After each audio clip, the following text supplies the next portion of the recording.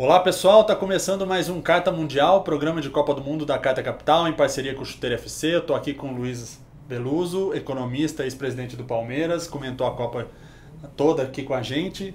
Aqui do meu lado esquerdo, Luiz Augusto Mônaco, o Guto, jornalista esportivo com 30 anos de experiência. E hoje a gente vai falar basicamente da final da Copa do Mundo. A Croácia tentou, mas não deu, a França levou 4-2. E eu queria começar perguntando para vocês se foi acima da expectativa de vocês essa vitória da França ou se o equilíbrio predominou. O que você acha, Beluso? Eu acho até que a Croácia jogou melhor que a França. Né? Posse de bola, toque de bola, etc. A França foi muito assim, utilitarista. Né? Aliás, é a característica do time francês. Né? Que é um time que joga com muito cálculo. Né? A defesa é excelente. Né? Eles têm um zagueiro espetacular, que é aquele Varane, né? Do Real Madrid. Do Real Madrid, que é um zagueiro de primeira, uma defesa muito bem montada. Eles armam bem os contra-ataques. E todo mundo ficou falando do Mbappé, que é bom jogador, mas o grande jogador da França nos últimos 2 jogos foi o Griezmann. Esse é um jogador de primeiro, grande jogador. E eu acho que na verdade, desde o início, não sei se vocês se lembram, eu falei que a França era uma das candidatas. Não é que eu saiba muito de futebol, né? Apesar de ter vivido no futebol há muito tempo, ninguém sabe muito de futebol, né? Vamos combinar que... mas eu tinha a impressão que o time da França era mais digamos, compacto, mais organizado. No contra-ataque eles eram muito eficientes, né? Mas eu até fiquei com um pouco de pena, porque a Croácia passou com dificuldade, né? Em 3 prorrogações. Chegou a jogar um jogo a mais praticamente. E mostrou uma capacidade de resistência física impressionante. Impressionante. Foram até o final bem firmes. Foram até o final bem firmes. Claro que... E eu achei também uma outra coisa dessa final, que eu queria assinalar, é o cavalheirismo dos jogadores entre si. Né? A Croácia estava perdendo de 4-1, teve uma hora que o Griezmann caiu, foi lá o jogador da Croácia levantar, isso eu acho importante. E no final a confraternização, como eles se quando a Croácia passou para receber o terceiro lugar, né? Isso talvez... Segundo lugar. Isso talvez sirva de exemplo, de orientação para os torcedores e para os jogadores de futebol, que o futebol fica mais interessante assim, né? Sem esses ressentimentos, essas coisas. Então eu gostei muito da final da Copa, por essas razões todas, menos o fato de não terem colocado o guarda-chuva para presidente da Croácia. O presidente Putin recebeu o guarda-chuva antes de todo mundo. Aí faltou cavalheirismo. Teve em campo, mas depois na cerimônia fora. Faltou cavalheirismo, faltou. E você, Guto, o que você achou da final? Eu acho que a França, como o Beluso disse, é um time cirúrgico, né, que aproveita muito bem as chances que tem. É um time, eu diria, robusto, no sentido que a Bélgica é um time que ataca muito bem, tem jogadores muito técnicos, mas a França se defende muito melhor que a Bélgica. A defesa da França é muito melhor que a da Bélgica.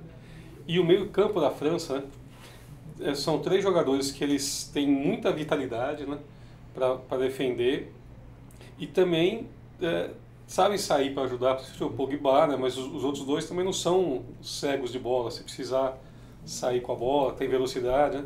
Então, eu acho que esse componente, essa força defensiva que a França teve, aliada à qualidade dos atacantes da França, né, velocidade nos contra-ataques e esse aproveitamento muito alto das oportunidades, né, um time que não desperdiça muita chance de gol, né, não cria muito, então também não pode desperdiçar, porque senão, né, eu acho que se o Brasil tivesse tido o aproveitamento que a França teve na Copa, o Brasil teria ido mais longe. Né, no jogo em todos os jogos o Brasil teve muita chance e pouca eficiência. E fez pouco gol, foi fazer gol no finalzinho, foi respirar aliviado no final, e contra a Bélgica teve várias chances e não conseguiu fazer nem o gol de empate. Acho que a França teve esse aproveitamento excelente e destacar também o time da Croácia, né? O time Guerreiro, né? guerreiro, mesmo na final, perdendo o jogo de 3-1, de 4-1, continuou jogando, tentando fazer gol. Um exemplo assim de jogo coletivo, de determinação, com bons jogadores tecnicamente também, mas inferior à França, acho que por esse detalhe. A defesa da Croácia é inferior à da França, o meio-campo não marca tão bem como o da França e não tem tanta velocidade como a França. Os atacantes da Croácia são... O Mandzukic é mais pesado, não tem as mesmas qualidades da França. Mas acho que foi uma final interessante. 6 gols numa final de Copa do Mundo é sempre interessante, melhor que um 0-0, uma prorrogação, pênalti. Né? Você vê que eu estava vendo o jogo ontem com amigos e um deles falou, pô, que final mais xoxa, com 15 minutos do segundo tempo você já sabe quem é o campeão. Né? Estava 4-1 ali, 3-1, 4-1, já estava liquidado. Mas acho que valeu pelo espetáculo, pelo número de gols e acho que, lógico que a Croácia sai muito frustrada por perder essa chance de ganhar a Copa, mas a maneira como eles foram recebidos na Croácia, no retorno deles, a reação dos torcedores croatas no estádio e tal, é um reconhecimento também que será uma campanha que ninguém esperava e que chegaram na frente de muito cachorro grande. A FIFA acabou premiando o Modric como melhor jogador da Copa, também é uma forma de compensar um pouco essa... Então, aí tem uma curiosidade, é a 6ª Copa seguida que o melhor jogador da Copa não faz parte do time campeão. Começou em 98 com o Ronaldo, em 2002 foi o Kahn, goleiro da Alemanha, em 2006 foi o Zidane com a Itália campeã. Eu não entendi por que eles deram pro Kahn, né? O Kahn... Não entendi. Em 2006 foi o Zidane com a Itália campeã. É injusto. Em 2010 foi o Forlán do Uruguai. Né? Em 2014 foi o Messi. E agora o Modric. São 6 Copas seguidas que o melhor jogador da competição não faz parte do time campeão. Em 2002 porque eles deram pro Kahn, né? O Kahn, o goleiro. Tinha que ter dado pro Rivaldo. Pois é. Disparado. Pois é. Não sei quem que é o cego que fez esse julgamento. Eu acho que a FIFA acabou usando como uma... Não, essa votação é ali na tribuna. Eu já votei. Na tribuna, no dia da final, eles distribuem lá um papelzinho com o indicado do primeiro ao terceiro, os 3 melhores jogadores da Copa na ordem. O que o pessoal acha que em 2002 ficou muito... Os votos brasileiros ficaram divididos entre Ronaldo e Rivaldo. E a alemãozada votou em peso no Kahn. E aí a coisa... Foi decidido. No último jogo, rolou uma bola pro Ronaldo. O Ronaldo fazer gol, o primeiro depois gol. Do chute do Rivaldo. Então tem se dado curioso. É a 6ª Copa seguida que o prêmio de melhor jogador vai para alguém que não é do time campeão. Uma delas, inclusive, não estava nem na final, que foi o Forlán, né? O Uruguai não chegou nem à final. Mas a ordem qual foi o melhor jogador jovem, a revelação foi o Mbappé, da França. O melhor goleiro foi o Courtois. E o artilheiro, o Harry Kane, com 6 gols, né? E que é também uma coisa questionável. O Harry Kane fez 3 gols de pênalti, fez 3 de pênalti, e um sem querer. Um sem querer, que a bola bateu nele e desviou. E eles fizeram a classificação, em primeiro lugar foi o melhor jogador? O melhor jogador... Não, eu acho que ele só elege o melhor, né? São 3. São 3. E o lado do Harry Kane... O segundo acho que era o Hazard. Dos 6 gols que o Harry Kane fez, 5 foram naqueles jogos facílimos contra Panamá e Tunísia. Foram 2 passeios, tanto para a Inglaterra como para a Bélgica, que estava naquela chave. Ali ele já praticamente garantiu a artilharia da Copa. Esses 2 jogos ele fez 5 gols e já ninguém chegou perto. O segundo colocado teve 4 gols. Né? Então ele com aqueles 2 jogos já foi a artilharia da Copa. Fora isso, a gente teve também uma invasão de campo no segundo tempo, né? O grupo punk feminista Pussy Riot, que já é conhecido na Rússia, no mundo inteiro, né? Por fazer oposição ao governo Putin, entrou em campo vestido de policial, interrompeu o jogo por alguns segundos e protestou, né? Depois assumiu a autoria desse atentado, digamos assim. Eu queria saber de vocês se esse foi realmente um incidente que ninguém esperava, claro, mas no fim das contas a Copa sai com um saldo positivo de polêmicas, né, extracampo, digamos assim. Sim, eu acho que a Copa teve teve vários episódios Uhum. de manifestações não futebolísticas, né? Exato. Uhum. Por exemplo, relações entre homens e mulheres. Teve aquele episódio Dos brasileiros, né? é. Tem um amigo meu que fica muito bravo porque eu mandei para ele um artigo sobre o comportamento dos brasileiros num bar. Ele é muito meu amigo, ele reclamou que eu estava mostrando que os brasileiros, isso eu não estou falando dos brasileiros, estou falando de um certo tipo de brasileiro. Né? Não gosto de generalizar. Mas, em geral, quem consegue fazer uma viagem dela tem uma certa constelação de valores, de visão do mundo. Né? E não ficou bem nenhuma das manifestações. Vamos combinar que não ficou bem. Por isso que essa invasão eu acho muito positiva. Né? Porque isso foi feito num país em que eu estava comentando com vocês, com o Guto, com você, que eu via entrevistas das moças, das jovens russas, quando perguntavam a elas sobre a situação da mulher na Rússia, elas eram muito ambíguas. Eu não sei se era por... Não me parecia que era por medo. Me parecia que era mais uma modo de ser da mulher russa em relação ao homem, né? Assim, uma admissão de uma certa superioridade, né? Que o homem é que manda em casa. Eu ouvi várias entrevistas. E não achei que isso fosse por atemorização política nem policial. É que é um ambiente cultural diferente ali, né? Então eu achei que foi muito positivo isso, porque mostra que a Rússia tem gente que se opõe a esse tipo de concepção, de modo de vida, etc. Gente corajosa. E escolheram o jogo certo, né? Porque a Copa inteirinha passou tranquila, sem...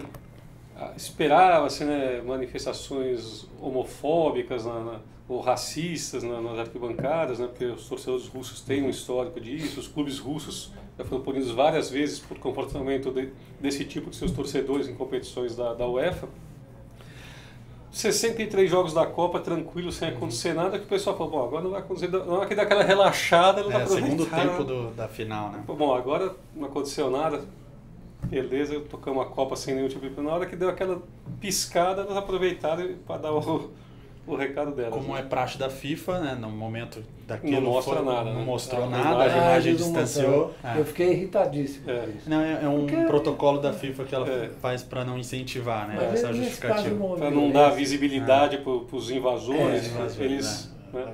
E também porque, às vezes, eu não sei como é que foi, às vezes para retirar de campo... É um pouco trabalhoso. São retirados com... não exatamente com delicadeza. Né? Às vezes tem que tomar uma rasteira, dar uma... Não sei se deu a perceber que teve um dos invasores que foi arrastado. Eu vi ainda. Eles não conseguiram impedir que você visse. Eles arrastaram. Aí depois eles cortaram, mas eles arrastaram o cara pela grama. Não tem como pedir para sair, né, nesse caso. Fora isso, a gente pode falar, acho importante a gente falar que essa foi a primeira Copa do VAR, né, o árbitro de vídeo, que foi muito comentado da primeira à última rodada. Tivemos decisões revogadas, tivemos decisões marcadas, muita polêmica de interpretação, né, e eu queria perguntar para vocês qual é a opinião depois passado esse primeiro grande teste do VAR. O que você achou, Beluso? Eu achei que o saldo foi positivo. Positivo? Eu acho.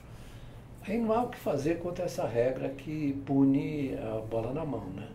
Como aconteceu no pênalti na final. Não há o que fazer porque essa é a regra. Mas o juiz foi lá, olhou e viu que de fato aconteceu aquilo que todo mundo que estava na televisão viu que aconteceu, né? Então eu acho que é uma coisa que vai ajudar o futebol. Talvez tenham que ter alguns ajustes, né? Eu acho bom por um lado, e acho que por outro lado continua, a polêmica vai continuar. Eu acho que na questão do impedimento, você saber que nunca mais vai ter um gol em impedimento numa Copa do Mundo é um ganho extraordinário. De qualidade do jogo, né?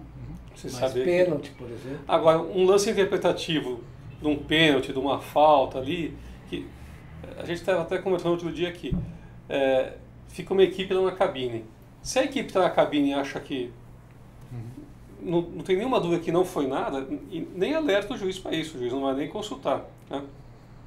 Se a equipe da cabine, olha, pode dar uma olhada lá porque acho que tem alguma coisa. Mas essa questão é muito subjetiva, né? Pode ser que uma equipe vendo aquele... um lance que foi muito discutido no Brasil foi o gol da Suíça contra o Brasil que eu jogo. Aquele empurrando o Miranda. A equipe que estava lá achou que não foi nada, o juiz não foi nem consultar. Mas para uma outra equipe que estivesse na cabine naquele jogo, podia interpretar como falta, né? E o gol ser anulado. Então, nesse tipo de lance, eu acho que a discussão vai continuar. Eu acho que é excelente, infalível num lance técnico. Assim, está impedido, não está, tudo bem. Agora, esse tipo de lance, né? Pô, empurrou, não empurrou, deu uma forçada, deu uma encenada. Vai depender da interpretação, acho que vai continuar tendo discussão. Mas eu acho que isso revela uma dimensão muito importante da condição humana, que você não pode eliminar a subjetividade completamente, né? Ou seja, você não pode deixar de ser humano. A tecnologia não permite, não vai substituir. Sim. Não vai substituir o erro, o equívoco, eliminar completamente. No caso do impedimento, sem dúvida.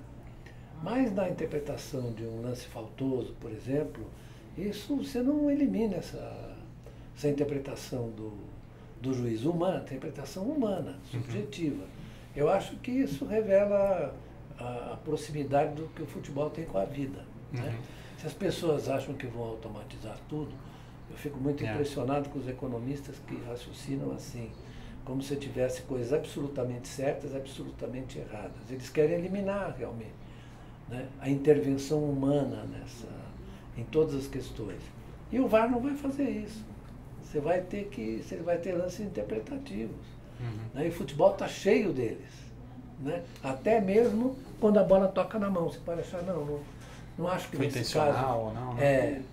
Estava com o braço aberto. Com o braço aberto, E no lance de ontem, do pênalti marcado contra a Croácia, se não tivesse o VAR, o jogo tinha continuado, porque o juiz não viu. Não viu. O jogo tinha seguido, né? Aí foi aquela gritaria, aquele jogo em volta dele, sinalizando e tal, e aí ele deu aquela paradinha e alguém do VAR falou, peraí, estão dando uma olhada, melhor ele foi até ele quase que foi duas vezes, né? Ele foi e voltou. Né?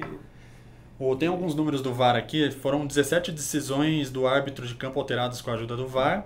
Essa foi a Copa com o maior número de pênaltis, foram 29 pênaltis. A recordista anterior era 18 pênaltis em 1990, 98 e 2002. A participação decisiva do VAR foi em 16 desses 29 pênaltis. Também a FIFA alegou que foi pouco tempo, né, de intervenção, foram em média 38 segundos por partida gasto com a aplicação do VAR. Mas no final foi mais, né? Foi mais, né?